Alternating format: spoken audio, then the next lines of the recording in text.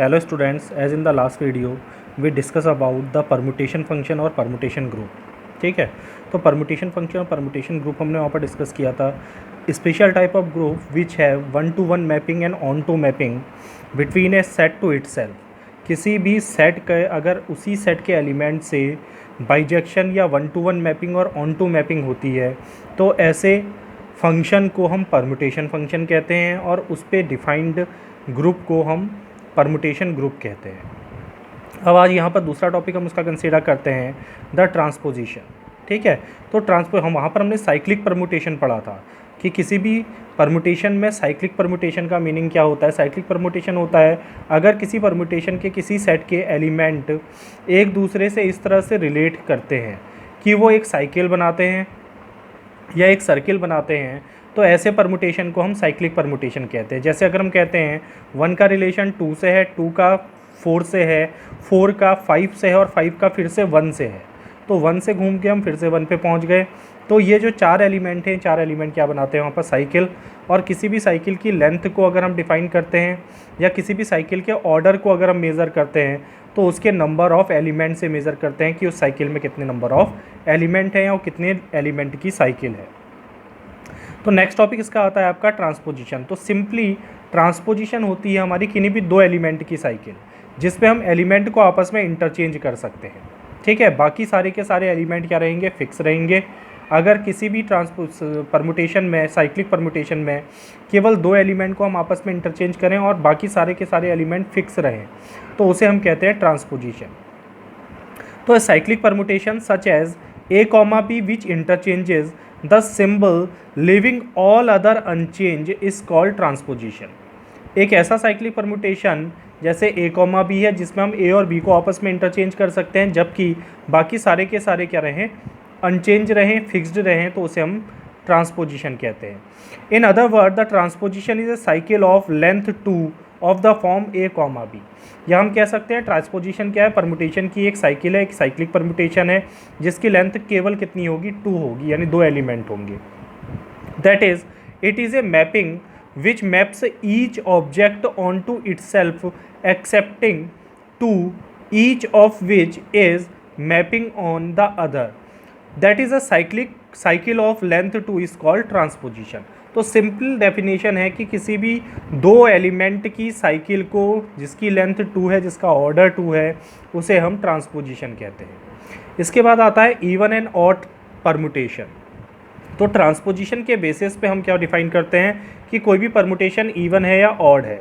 हम कहते हैं कि किसी भी परमुटेशन को या किसी भी परमुटेशन को पहले हम डिसजॉइंट साइकिल्स में डिफाइन करते हैं, डिसजॉइंट साइकिल को ट्रांसपोजिशन में कन्वर्ट करते हैं और फिर नंबर ऑफ ट्रांसपोजिशन काउंट करते हैं. अगर कोई भी permutation even number of transposition का कंपोजिशन होता है तो उसे इवन परमुटेशन कहते हैं. और अगर कोई भी permutation odd number of transposition का कंपोजिशन होता है तो उसे हम, या प्रोडक्ट होता है तो उसे हम ऑड परमुटेशन कहते हैं.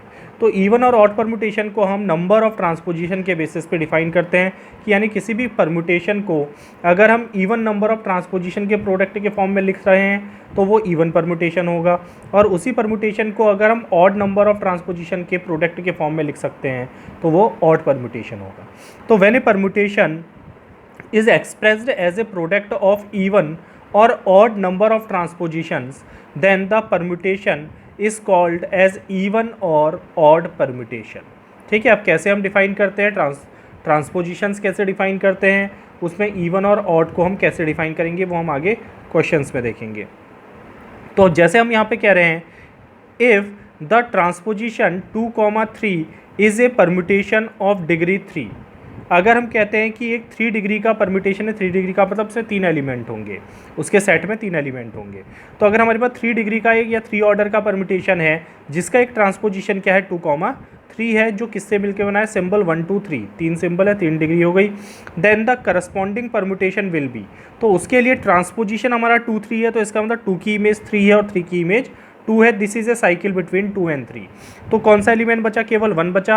तो 1 में क्या होगी, 1 to 1 मैपिंग हो जाएगी, यानी ये क्या होगा, आइडेंटिटी को रिप्रेजेंट करेगा, बाकी दो एलिमेंट एक दूसरे से रिलेट करेंगे. तो इसके करस्पॉन्डिंग जो परमुटेशन इन तीन एलिमेंट के लिए हम बना सकते हैं वो हो सकता है सिग्मा 2 3, ये ट्रांसपोजिशन है। देन 2 का पहले एलिमेंट लिख देंगे 1 2 3, इनकी इमेजेस हो जाएंगी 2 की 3 3 की 2, क्योंकि हमें दिया है कि ये ट्रांसपोजिशन है। तो 1 बचा तो 1 की इमेज क्या होगी, 1 होगी। इसी तरह से हम दूसरा परमुटेशन बना सकते हैं। अगर 1 2 ट्रांसपोजिशन है तो 1 की इमेज 2, 2 की इमेज 1, 1 की 2, 2 की 1, 3 की क्या हो जाएगी 3। 1 3 है तो 1 की 3, 3 की 1, 2 की क्या हो जाएगी 2। तो इस तरह से हम ट्रांसपोजिशन को डिफाइन कर सकते हैं। ठीक है, इसके बाद आता है आपका एक इम्पोर्टेंट नोट है, every cycle of length n can be written as the product of n-1 transposition. अगर हमारे पास कोई भी एक पर्टिकुलर साइक्लिक परम्यूटेशन है या कोई साइकिल है जिसकी लेंथ कितनी है n, यानी जिसमें n एलिमेंट है, तो उसको हम n-1 ट्रांसपोजिशन के प्रोडक्ट के फॉर्म में लिख सकते हैं। तो यानी n लेंथ की साइकिल के कितने ट्रांसपोजिशन बनेंगे, n-1 ट्रांसपोजिशन बन सकते हैं। ठीक है, for example we can write the cycle 2 4 7 6 8 as the product of 4 transpositions as. तो यहाँ पर जैसे हमें दिया है एक साइकिल है 2 4 7 6 8, तो इस साइकिल का मतलब है 2 की इमेज 4, 4 की 7, 7 की 6, 6 की 8, 8 की फिर से 2। ठीक है, तो ये 5 साइकिल है, 5 एलिमेंट की साइकिल। तो इसमें नंबर ऑफ एलिमेंट अगर 5 हैं तो इसको कितने ट्रांसपोजिशन के प्रोडक्ट के फॉर्म में लिख सकते हैं, 5 - 1 = 4 ट्रांसपोजिशन के प्रोडक्ट के फॉर्म में लिख सकते हैं। एंड द 4 ट्रांसपोजिशंस आर, जब भी हम ट्रांसपोजिशन निकालते हैं तो इसका बेस एलिमेंट पकड़ लो, पहला एलिमेंट साइकिल का। ठीक है, तो इसका एक ट्रांसपोजिशन बनाओ 2 से, फिर 7 से, फिर 6 से, फिर 8 से। तो that is it is equal to 2,8, 2,6, 2,7, 2,4 या 2,4, 2,7, 2,6, 2,8, किसी भी ऑर्डर में हम उसको लिख सकते हैं। तो किसी भी n साइकिल के लिए जो नंबर ऑफ ट्रांसपोजिशन होगा वो होंगे n-1। अब जैसे हमें यहाँ पर दिया है राइट द एलिमेंट, ये आपको एक परम्यूटेशन एक दिया है एज ए प्रोडक्ट ऑफ ट्रांसपोजिशंस। तो इसको अगर मुझे ट्रांसपोजिशन के प्रोडक्ट के फॉर्म में लिखना है तो इसमें 12 एलिमेंट हैं। ठीक है, अगर इसमें 12 एलिमेंट हैं तो इसको पहले सबसे पहले किसी परम्यूटेशन को हम डिसजॉइंट साइकिल्स में डिफाइन करते हैं। तो अब इस पर देखते हैं कि कितनी साइकिल बन रही है। तो मैंने पहला एलिमेंट ले लिया, 1 की इमेज है 11, फिर देखेंगे 11 की इमेज क्या है, 11 की इमेज है 2, फिर आ जाओ 2 पे, 2 की इमेज है 4, फिर आ जाओ 4 पे, 4 की इमेज फिर से क्या आ गई 1। तो जहाँ से शुरू किया था वहाँ पर पहुँच गए। तो एक जो हमारे इसमें साइकिल बनेगी वो बनेगी 1 11, 11 के बाद 2, 2 के बाद 4। ठीक है, और फिर से कहाँ आ गए 1 पे। तो 1 11 2 4, तो ये बन गई एक साइकिल आपकी 1 11 2 4। ठीक है, अब दूसरी देखो 1 और 2 तो आ गया, अब अगला एलिमेंट आ गया 3, 3 की इमेज है 6, 6 की इमेज है 7, 7 की इमेज है 8, 8 की इमेज है 12, 12 की इमेज है 5, 5 की इमेज है 10, 10 की इमेज फिर से क्या आ गई 3। तो 10 की इमेज फिर से क्या आ गई 3, तो 3 से शुरू किया तो 3 पे पहुंच गए। तो दूसरी साइकिल आपकी बनेगी ये। अब इसमें एक बन रहा है आपका 9, तो 9 इज़ ए सिंगल एलिमेंट। ठीक है, 9 9 पे ही जा रहा है, तो ये 1 लेंथ की साइकिल है। अब जितनी भी आपकी एक से ज़्यादा लेंथ की साइकिल हैं उसको हम ट्रांसपोजिशन के फॉर्म में लिख सकते हैं। तो मैंने बताया था जैसे ये एक साइकिल है, इसको ट्रांसपोजिशन के फॉर्म में लिखना है, यानी 2 एलिमेंट का पेयर हमने साइकिल हमने लेनी है। तो इसका बेस एलिमेंट ले लो 1। ठीक है, 1 से हम कहीं पर भी अप्रोच कर सकते हैं। तो ये बन जाएगा 1, 11, 1, 2, 1, 4। तो 1, 4, 1, 2, 1, 11, 1, 4, 1, 2, 1, 11, ये ट्रांसपोजिशन बन गए। इसके एलिमेंट हैं 1 2 3 4 5 6 7, तो इसके कितने बनेंगे 6 बन जाएंगे।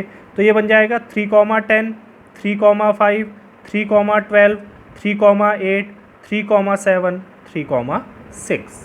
तो these are the transposition for this cycle and this permutation can be written as, these two cycle can be written as the product of these permutations। ठीक है, तो इस तरह से हम क्या कर सकते हैं, ट्रांसपोजिशन को डिफाइन कर सकते हैं। अब इसके बाद आता है आपका नेक्स्ट, ये टॉपिक हमने पहले भी डिस्कस किया था, एक बार और डिस्कस करते हैं डिटेल में, सब ग्रुप्स। ठीक है, वहाँ पर हमने ग्रुप पढ़ा था। ग्रुप हमने एल्जेब्रिक स्ट्रक्चर डिफाइन किया था, मोनोइड डिफाइन किया, सब ग्रुप डिफाइन किया था, सेमी ग्रुप डिफाइन किया था, मोनोइड डिफाइन किया था, फिर ग्रुप डिफाइन किया था। ठीक है, तो कुछ प्रॉपर्टीज़ थी हमारी वहाँ की, जैसे closure property, associative property, identity, ठीक है, इनिवर्स, तो उसके बेसिस पे हम क्या करते हैं यहाँ पर ग्रुप्स मोनोइड इनकी डेफिनेशन को डिफाइन करते हैं। तो अब यहाँ पर हम कहते हैं सब ग्रुप जनरली क्या होता है, सबसेट होता है किसी भी ग्रुप का अगर वो खुद में भी एक ग्रुप हो, यानी ग्रुप की प्रॉपर्टीज़ को डिफाइन करता हो किसी ऑपरेशन के लिए या ग्रुप के ऑपरेशन के लिए। तो हम कहते हैं let H be a subset of the group G. Suppose H क्या है, एक सबसेट है किसी दिए हुए ग्रुप जी का। Then H is a subgroup of जी, तो एच को हम कहेंगे subgroup of G if H itself is a group. अगर एच भी क्या है, खुद में एक ग्रुप है under the operation of G, G के ऑपरेशन के साथ, ठीक है। जो ऑपरेशन पे जी एक ग्रुप है उसी में उसका सबसेट एच भी क्या होना चाहिए, ग्रुप होना चाहिए। तो ग्रुप की प्रॉपर्टी होती है closure property, associative property, identity and inverse. तो ये सारी प्रॉपर्टीज़ अगर एच में भी हैं then it is called a subgroup, तो उसको हम कहेंगे subgroup. That is a subset H of a group G is a subgroup of G if the identity element E belongs to H. अगर उस subgroup में, उस subset H में identity element हो, H is closed under the operation G, H closed हो G operation के under, that is a comma b belongs to H implies a asterisk b belongs to H, यानी इन दोनों के बीच में जो भी ऑपरेशन हम परफॉर्म करेंगे वो एलिमेंट भी एच में बिलोंग करना चाहिए। And also H contain the inverse, that is H is closed under the inverse for all element, that is if a belongs to H then a inverse is also belong to H, then it is called a subgroup. तो उसको हम क्या कहेंगे, एक सब group कहेंगे, ठीक है। Now every group G has the subgroups e and G itself. जैसे हम कहते हैं किसी भी सेट के दो सबसेट तो होते ही होते हैं, एक नल सेट होता है और दूसरा वो सेट इटसेल्फ खुद में होता है, ठीक है। तो इसी तरह से किसी भी ग्रुप के दो बाय डिफ़ॉल्ट सब ग्रुप जरूर होते हैं, एक को हम कहते हैं the trivial group subgroup e and दूसरा the group G itself. The subgroup e is called a trivial subgroup and any other subgroup, इसके अलावा जो भी सब ग्रुप बनेंगे वो नॉन ट्राइवल सब ग्रुप होंगे। Now the next topic and important topic is cosets, ठीक है। अब इसमें अगला टॉपिक आपका आता है कोसेट्स, कुछ ही टॉपिक इसमें बचे हुए हैं आपके। तो अगला टॉपिक हम पढ़ते हैं इसमें कोसेट्स। कोसेट्स हम सब ग्रुप में डिफाइन करते हैं किसी ग्रुप के, ठीक है, और उसको डिफरेंट ऑपरेशंस के लिए, मल्टीप्लिकेटिव एडिटिव ऑपरेशंस के लिए हम डिनोट कर सकते हैं। कोसेट दो टाइप के होते हैं, left coset and right coset. तो अगर हम कहते हैं let H be A subgroup of a group G, अगर एच एक सब ग्रुप है किसी ग्रुप जी का where composition have been denoted multiplicativity, जहाँ पर कंपोजिशन ऑपरेशन किसको रिप्रेजेंट कर रहा है, जो हमारा बाइनरी ऑपरेशन है वो क्या है, मल्टीप्लिकेशन है। Then let a is a element of the group G, अगर ए एक एलिमेंट है ग्रुप जी का, then H is the subgroup and a is the element of G for all, सभी एलिमेंट के लिए। Then H A is equal to H a such that H belongs to the subgroup H is called the right coset, इसको हम कहते हैं right coset. और अगर इसके एलिमेंट को हम एसोसिएट कर दें इस सब ग्रुप के एलिमेंट के साथ किसमें, लेफ्ट में, तो उसको हम कहेंगे लेफ्ट कोसेट, ठीक है। तो अगर H एक सब ग्रुप है किसी ग्रुप G का and A is the element of group G, then HA is called the right coset and AH is called the left coset, ठीक है। तो ये कोसेट की क्या है, डेफिनेशन है, बेसिक डेफिनेशन है। अब इसके बाद एक इसका एग्जाम्पल लेते हैं और उससे समझते हैं कि कोसेट को हम कैसे डिफाइन करेंगे किसी ग्रुप के लिए या किसी सब ग्रुप के लिए। For example to draw the left and right coset the multiplicative group, multiplicative group का मतलब ऐसा ग्रुप जिसका ऑपरेशन क्या है, मल्टीप्लिकेशन है। The multiplicative group G 1 - 1 I - I, चार एलिमेंट हमने लिए ग्रुप में, and let H is equal to, इसके किन्हीं भी दो एलिमेंट को हमने ले लिया जिससे एक सब ग्रुप हमने बना लिया। Let H is equal to 1, -1 is a subgroup of G, और ये क्या है, सपोज इसका एक सब ग्रुप है, ठीक है। देन राइट कोसेट्स, अगर हम राइट कोसेट निकालते हैं तो राइट कोसेट का मतलब है H हो गया इसका एलिमेंट, ठीक है, एंड A हो गया इसका एलिमेंट। तो वहाँ पर हमने लिखा था डेफिनेशन में right coset is HA, that is HA where such that H belongs to H and A belongs to the group.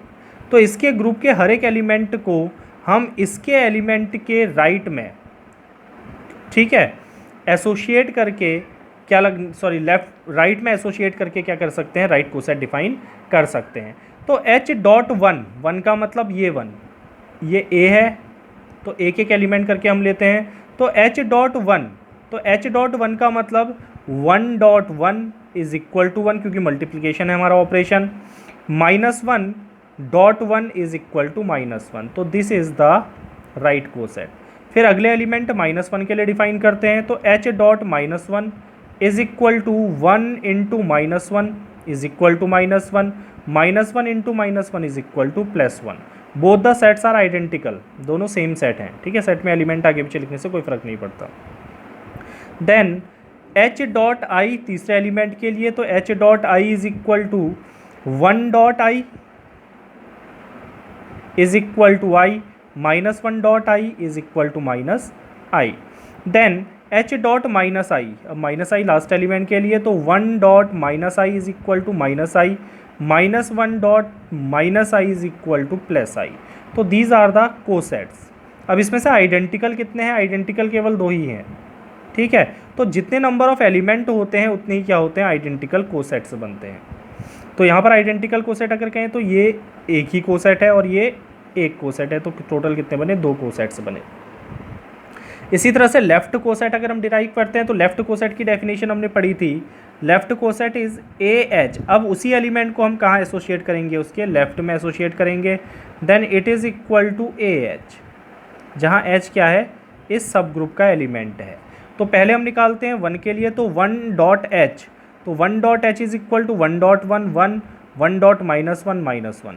Similarly -1 dot H इसी तरह से बना लेंगे, आई डॉट एच इसी तरह से बन जाएगा, -i डॉट एच इसी तरह से। तो यहाँ पर भी 2 आइडेंटिकल बनेंगे आपके, ठीक है। तो इस तरह से हम क्या कर सकते हैं, कोसेट डिफाइन कर सकते हैं। इसके बाद हम पढ़ते हैं प्रॉपर्टीज़ ऑफ कोसेट, ठीक है। तो कुछ बेसिक प्रॉपर्टीज़ कोसेट की हमारे पास हैं। The first property is right and left coset with identity elements are equal and also equal to the subgroup.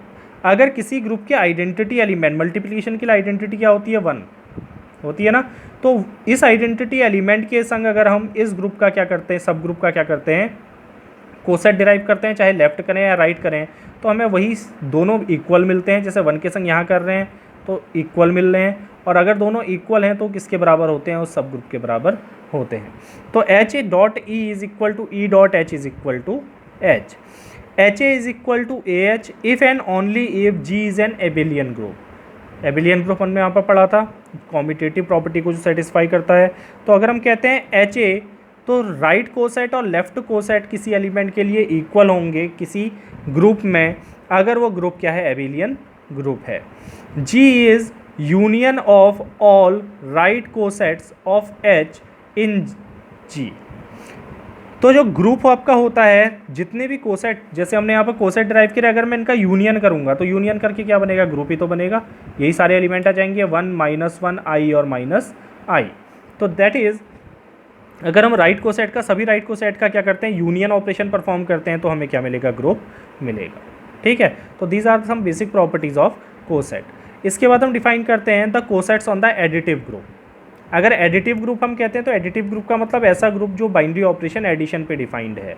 तो if G is a group defined on the addition operation and H is a subgroup of G, then the right and left cosets are defined है। वो multiplication के लिए कर रहे थे, यहाँ पर ऑपरेशन चेंज हो गया एडिशन के लिए, तो राइट में ऐड कर देंगे ग्रुप के एलिमेंट को और लेफ्ट में ऐड कर देंगे। तो right coset is defined as H plus A, that is H plus A where H belong to H, and A plus H is the left coset, that is A plus H where H belongs to S. This is the coset for the additive group. तो किसी भी operation के लिए हम coset को क्या कर सकते हैं, इस तरह से डिफाइन कर सकते हैं। इसके अगले वीडियो में हम डिस्कस करेंगे एक important theorem, Lagrange theorem, which is based on the cosets.